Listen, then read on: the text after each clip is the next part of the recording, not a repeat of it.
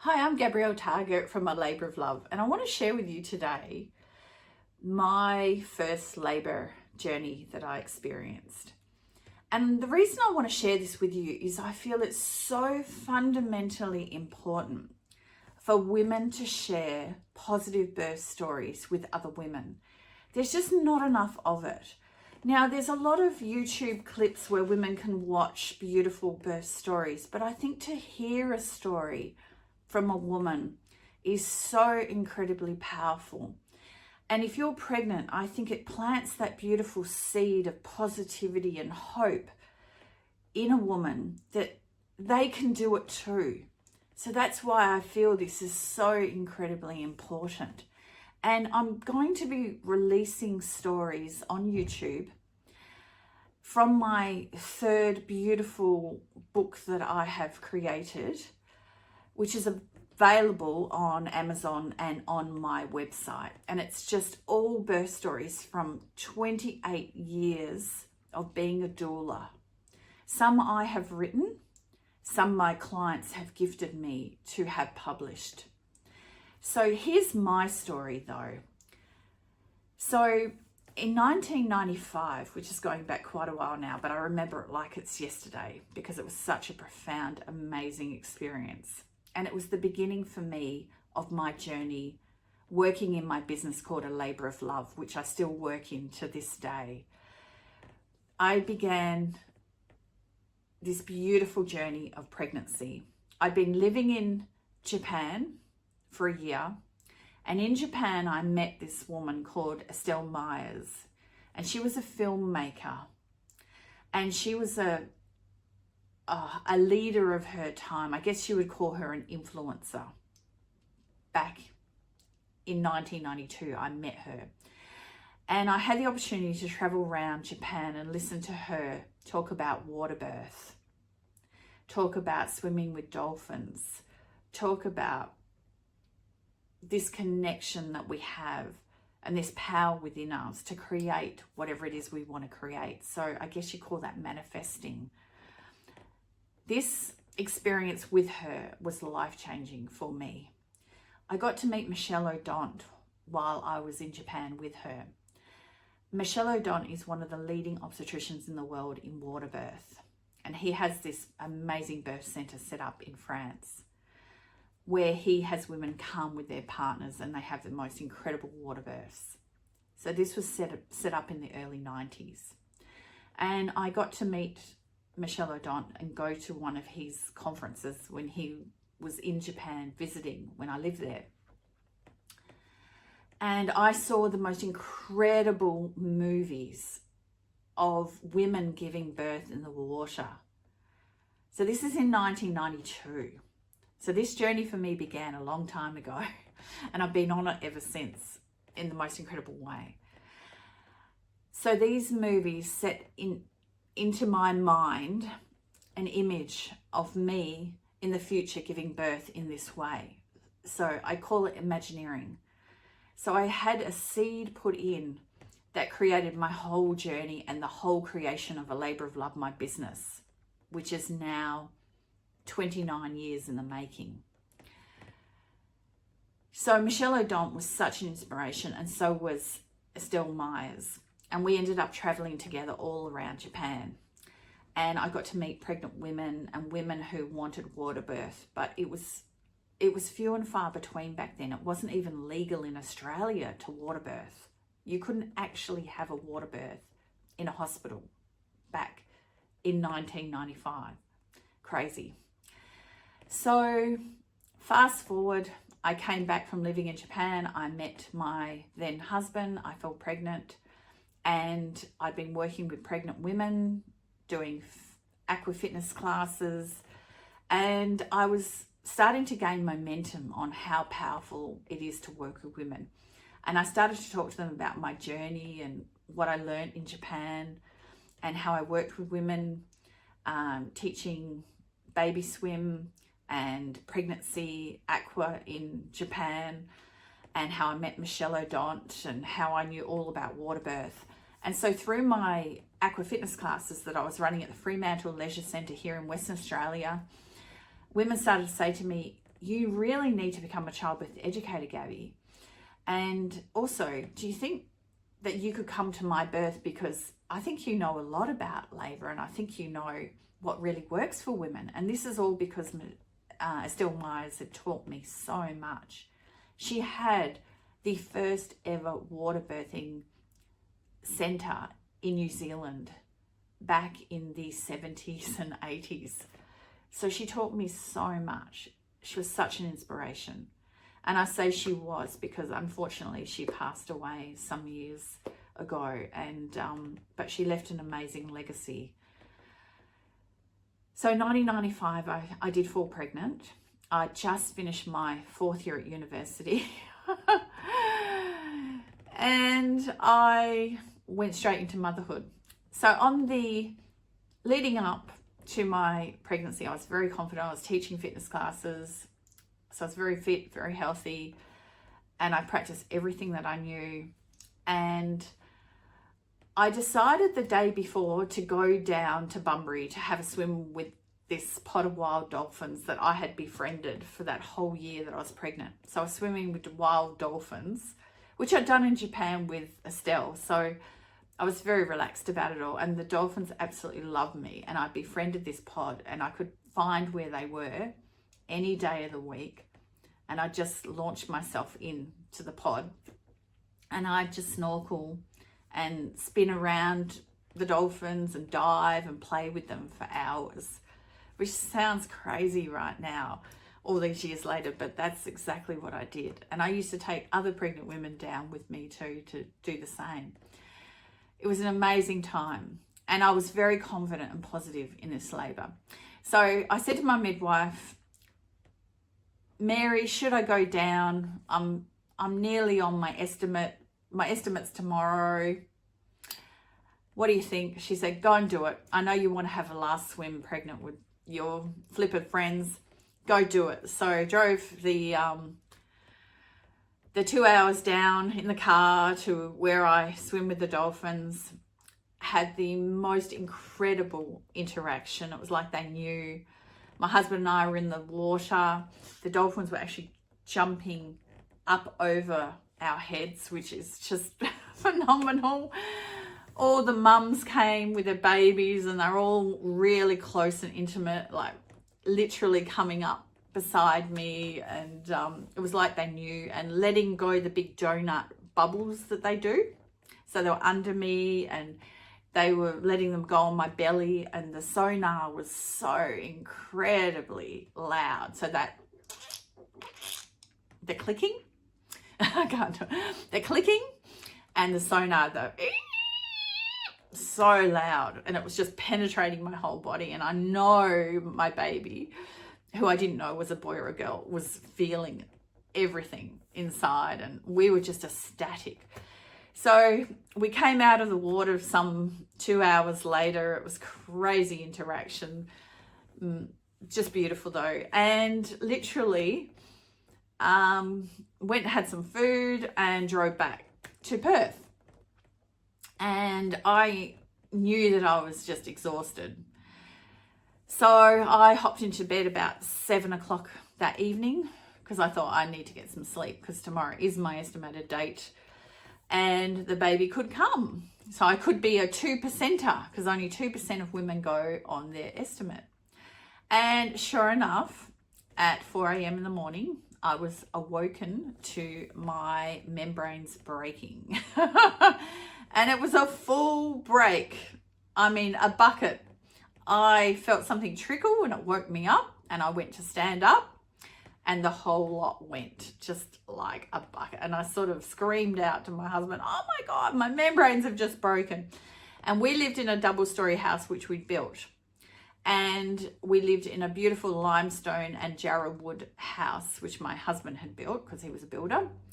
And we had left sort of little gaps between the floorboards that I was standing on. Little did I know that my amniotic fluid had all gone down between the cracks. And in the morning, when I did go downstairs, when I finally went downstairs at 7 a.m, I was looking at the dining room table thinking, wow, what's all this stuff on the dining room table? oh my goodness, no way. Oh yeah, it's all my amniotic fluid all over the dining room table.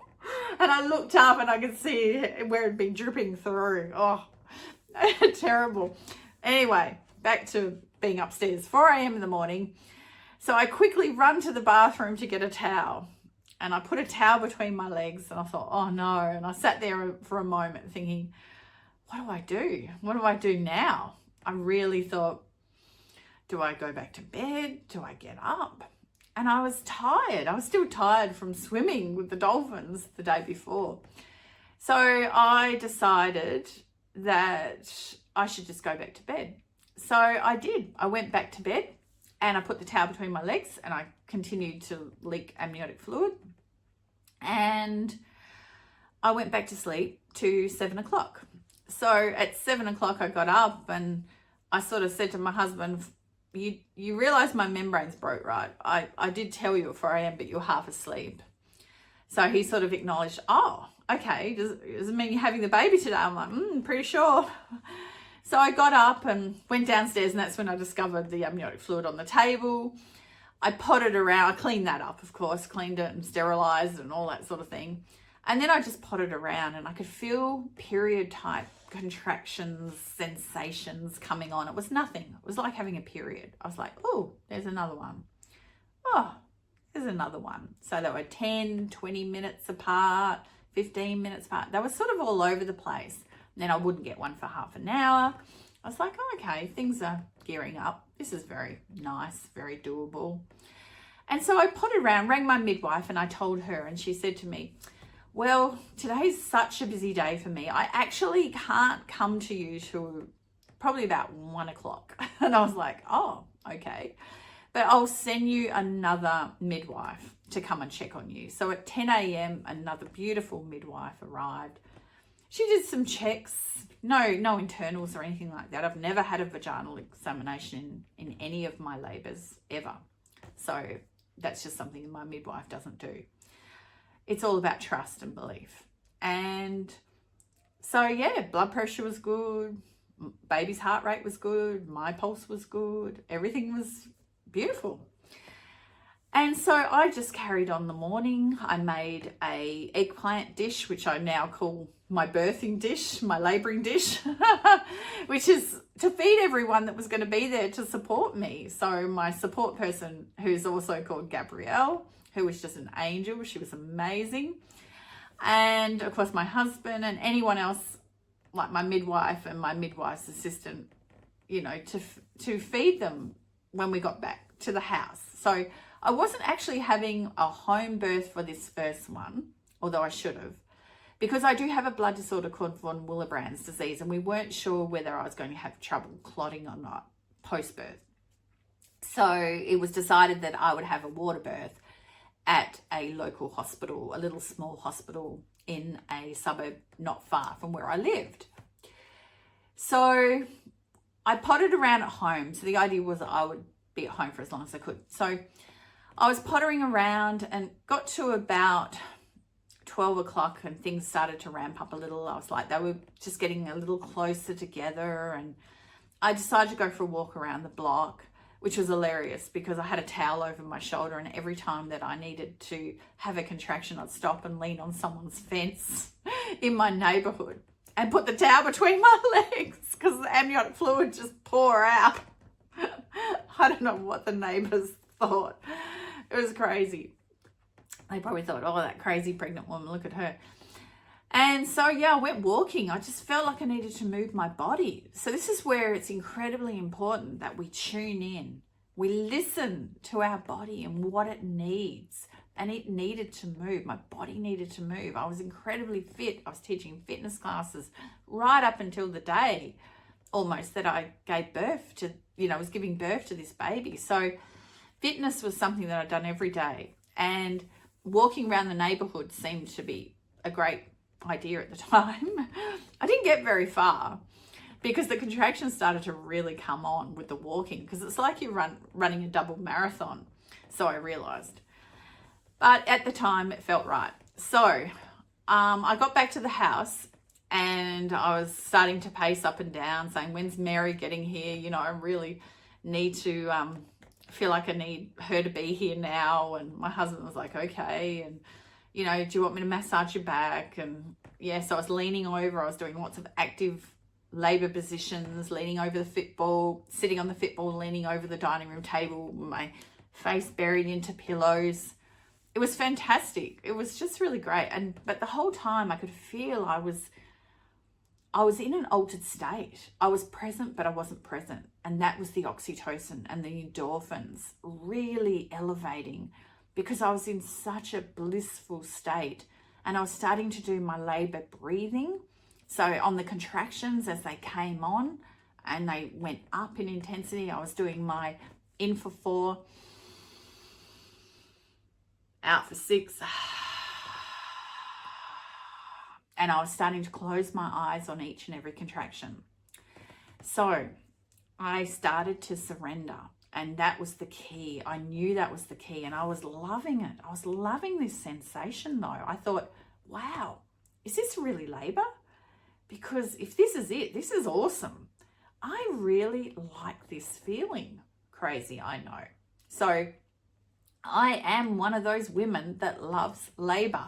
I love it. I love that feeling. And I don't know whether that comes from the fact that I was a marathon runner back in my teens through to my early 20s. And then I was an endurance sports person in water sports, paddling a surf ski and dragon boats and all those sorts of things. So at a very high level, I don't know, I'm just good with intensity. I wouldn't call it pain. It was no pain. It was intensity. It was like running a marathon and having to just dig deep and go, wow, okay, here it is. Let's do it. So you have to really go with the flow, and you really have to let go and stay out of your head. You can't think about what's happening to you. You just have to allow it. So there I was. Finally, Mary drove down the driveway, and as soon as I saw her, I went into established labor. And that was the moment that I went, okay, I can let go now. Funny that we have that control and we have that ability. But that is when my labor really began. Now, she got to the house at roughly about 1:30ish, I remember. I have written this story in my first Labour of Love book. I've written all 3 of my water birth stories actually, but this story is in this book. So she came, she did necessary checks on me. Everything was perfect. Heartbeat of baby was perfect. And she said to me, oh, would you like to get into the shower or into the bath, because you're moving along beautifully and I think that it would be a good time. And I said, no, really, I really just want to get into the bath that's being set up at the hospital that Gabrielle and my husband Jerome was setting up there at the hospital for me. So they weren't actually in the house. I was on my own because they'd gone off to set this up. Gabrielle had also gone to the photo shop to get the photos printed from our dolphin swim the day before, because she was with me to have the dolphin swim as well. So she thought it'd be nice for me to have a look at the photos of the dolphins. So she'd gone off to do that, and then she'd gone straight to the hospital because Jerome had called her and said, you need to get straight there because Gabby's gone into labor and she needs this tub set up. And she had the bolts for the tub in the back of her car, which was my car, and she needed to drive there. So Mary thought it'd be a great idea to just get me in the shower or the bath. So I tried to get into my long skinny bath at home, and I lasted all of about 10 minutes when I absolutely lost my shit. And I yelled at her and said, and I had an intensity of labor, a contraction, that was probably 10 out of 10. The first one I'd really felt that was quite ouchy. And I was like, this water sucks. I don't want to be in this tub. This is stupid. I'm sitting on my bum with my legs out straight because the tub wouldn't allow me to do anything else. It was just, your stock standard little bath that you get in your house. It was horrible. I wanted my big round tub that was deep and full of water. So I got out and I was getting all crabby and shitty. And she said, where would you like to go? I said, I don't know. And I went back to my bedroom and I was on my papasan chair. And a papasan chair is the cane chairs that are round, that have the big cushion that goes like this. And I was leaning over and I had it all padded up. So that was going to be one of my active labour positions up in the bedroom that I'd already pre-organised and pre-thought about. So I went straight onto it and I was having contractions there. And then I said to Mary, I've got a poo. I've really got a poo. And I had a contraction. And I was like, oh no, I've seriously got to poo, Mary. And at this point, we'd been there an hour. It was 2:00. And she said, really? And I said, yeah. I said, I think I've got to get to the toilet. But the next contraction came on. And the next thing I was making noises like I was pushing. And I felt the urge to push. And I was like, making the noises, excuse me, that you make when you go to push a baby out. And so I started pushing and she was like, okay, I think we need to get moving to the hospital now. I'm like, okay, is everything okay, Mary? Yes, everything's fine, Gabby. Let's get you downstairs and into the car and let's get you to the hospital. I think that we need to really go. So I said, okay, well, let's go then. And so with that, I stood up. She helped me up. I was trying to pull on a dress because at this point I was naked. I'd come out of the bath. I had a towel wrap around me, but I was getting really hot. And of course, when you go through transition, you get hot, you get crabby, you get shitty. That's why I jumped out of the long skinny bath and sort of had a bit of a grumble at her about, why did you put me in a bath like that? That feels shit. Why would you make a woman labour with her legs out straight like that in a bath? Because I was transitioning. That's the only time women get really shitty, because before that I was in the labour land, in that beautiful place of oxytocin and endorphins, loving every moment. And then all of a sudden things changed when I got in that tub because I was transitioning. So transition is moving from oxytocin and endorphins to adrenaline, getting ready to push. It is also transitioning your baby from in utero down through your open cervix into the birth canal. So 2 transitions were happening for me. So I stood up and she's like, come on, we have to go now, because I was starting to really make some noise on the contractions. And I said, Mary, the pressure down there is so much. Oh my God, I think I just need to sit on the toilet. So I went to try and sit on the toilet to poo. And I said, I don't think I can poo. It's just not going away. What's happening? And she says, Gabby, you're going to have the baby. And I'm like, oh, okay. I'm going to have the baby? What? Now? Really? I've only really gone into labour just now, like an hour ago. So I try and struggle to get down the staircase in our house, trying to pull on a dress at the same time. Had no knickers on. Quite funny, really. She gets me into the car. I'm kneeling on the front seat of her car because she's got stuff all on her back seat. And Jerome and Gabrielle had taken the cars, so there wasn't another car available. I'm hanging onto the headrest. She's got it back like this, the seat. I'm hanging onto the headrest and she's driving like a maniac. Thank God the police didn't pull us up, because we would have got a fine. I was not in a seatbelt. We only had a few kilometres to go through back streets. But I just remember going, I was trying not to push the baby out. And she's like, breathe, Gabby, breathe. Stop pushing. No pushing. Gabby, no pushing. And I'm like, she's like, pant. Come on, pant with me. I was like this can't be happening. It's just like in the movies, but it was really happening. So when we got there, she parked around the back entrance of the hospital where she knows all the doctors and the midwives and people, VIPs, can go in the back entrance straight into where she knew the room was that I was being set up in with Jerome and Gabrielle with the tub. We'd already decided where it was going to go because I had to go through this whole thing of getting permission.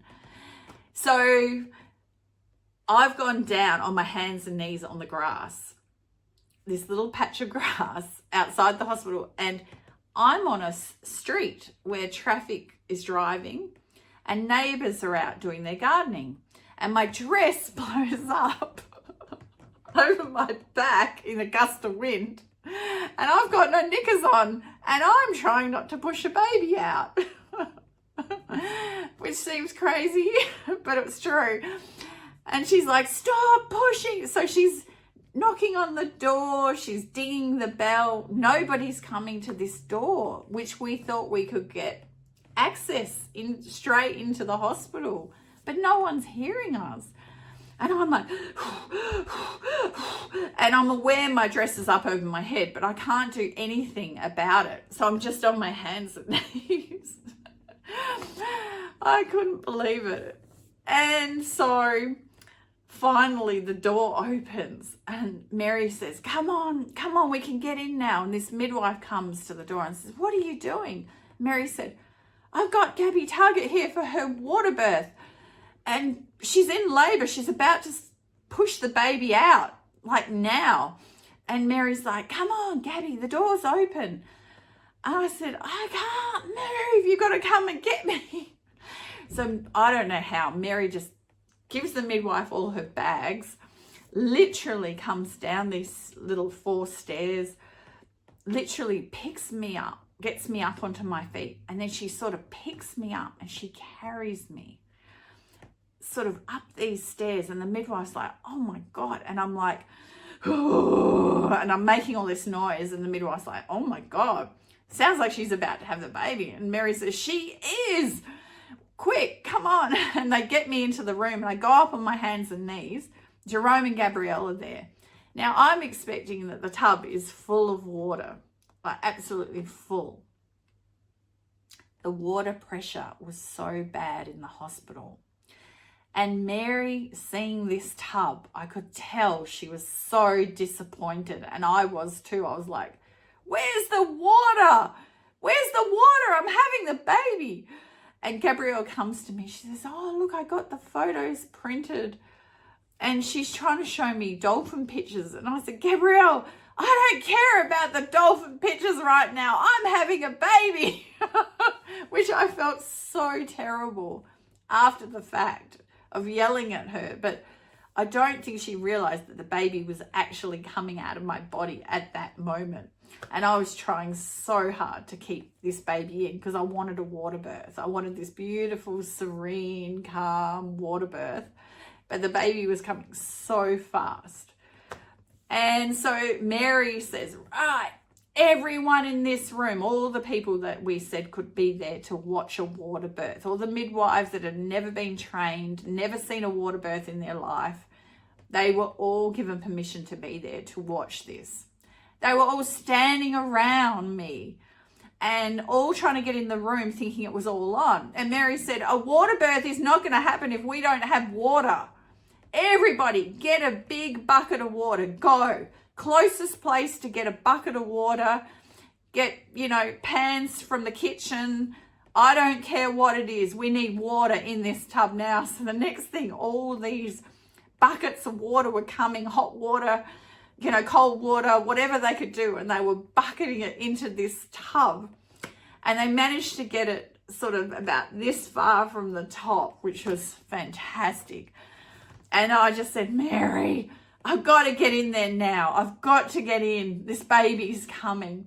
And so with that, she said, yep, get into the tub. We'll just keep filling it up. And it was a beautiful temperature. It was perfect, actually. And Jerome was like, what is happening? I said, the baby's coming. He's like, but you haven't even had labour. I said, I've been labouring at home. You weren't there. And so Anyway, I get into this tub and I just instantly go, oh my goodness, the water is so beautiful. Oh, and finally I just sort of relax. And then the next contraction comes and I'm like, I can feel the burn and the sting of the head. So my baby had just been sitting in there in that birth canal that whole time. I'd been trying to hold the baby. It was so hard. I didn't realize how much I was holding on to try and get into this water to have this beautiful water birth. She was coming so fast. And on the next contraction, I felt more of a burn.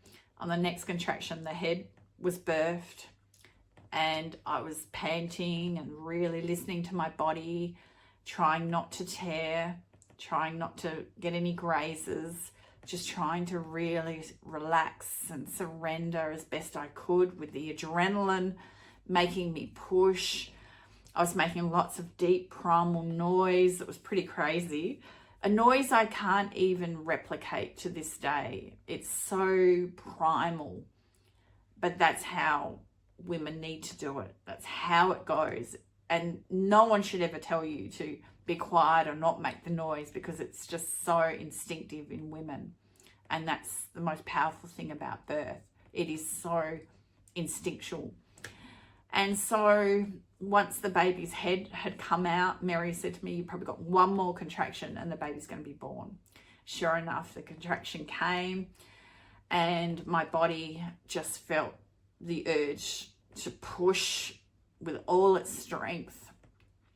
And I just had to go with it and outshot my baby and went straight across with such force across to the other side of the bath.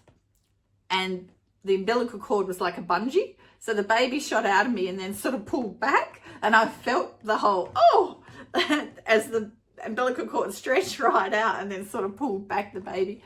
Mary received the baby, turned the baby face down, still in the water, passed the baby through my legs.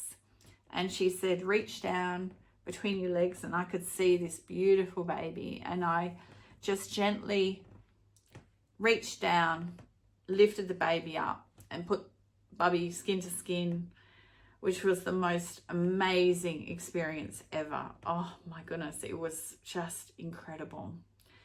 And then I looked to see what sex the baby was. I said, oh my God, it's a little girl. Oh, I've had a little girl. And she was this little 6'10", little tiny baby. She looked like a little doll. And I thought, oh my goodness, look at her. Oh, she was beautiful. She was wide-eyed and she was looking all around.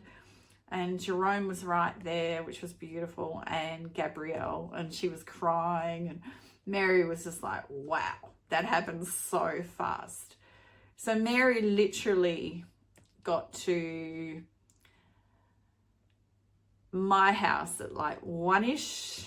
And I had Jayosha, my beautiful baby girl, at 2:32 in the afternoon. And yeah, it was absolutely divine. No, 4:32. 4:32 she was born, sorry. And absolutely divine. So I think we did, my timing's a bit out because it was a long time ago. And I actually haven't read my story for a while, but you know, you get the crux of it. It was a very fast, quick labor. And why was it that? It was that because I did so much birth preparation mentally and physically. Optimal fetal position. Baby was in the most perfect position from 30 weeks on because I exercised and did exercises every day. My mind was so powerful and positive because I had been practicing doing hypnosis and I'd become a hypnosis practitioner. So I taught myself, I self-taught myself how to let go and how to visualize my labor journey prior to it happening. And Estelle taught me how to do that. She taught me how fundamentally important it is to imagineer and to imagine this experience the way you want it to be. So that's what I did. That was my preparation. I didn't attend any classes. I attended a yoga class where I learnt a lot from the most incredible man, believe it or not, a man called Sam. And his yoga classes, he imparted positive birthing knowledge. And he also knew Estelle, which was a fantastic connection. So that's how I prepared. And that's how you should prepare as well. So I went on to breastfeed that beautiful baby for 2 years.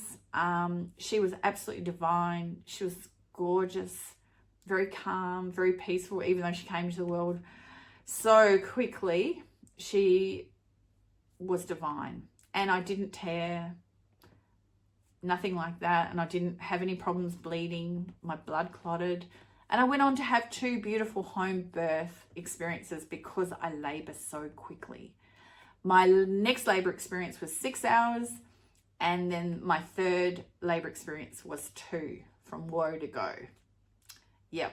So, but they were all beautiful. They were absolutely beautiful and empowering.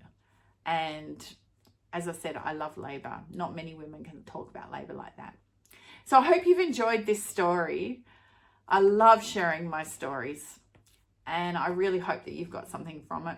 And if you'd like to read more stories, go to the link below for my Amazon book that I've written all on birth stories. I'll go to A Labour of Love, my website.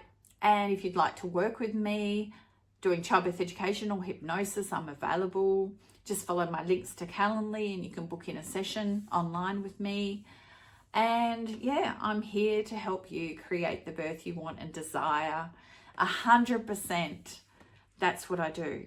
That's my mission, and my goal is to help as many women and couples to feel really powerful and strong and empowered around their journey. So thank you. Thank you for listening.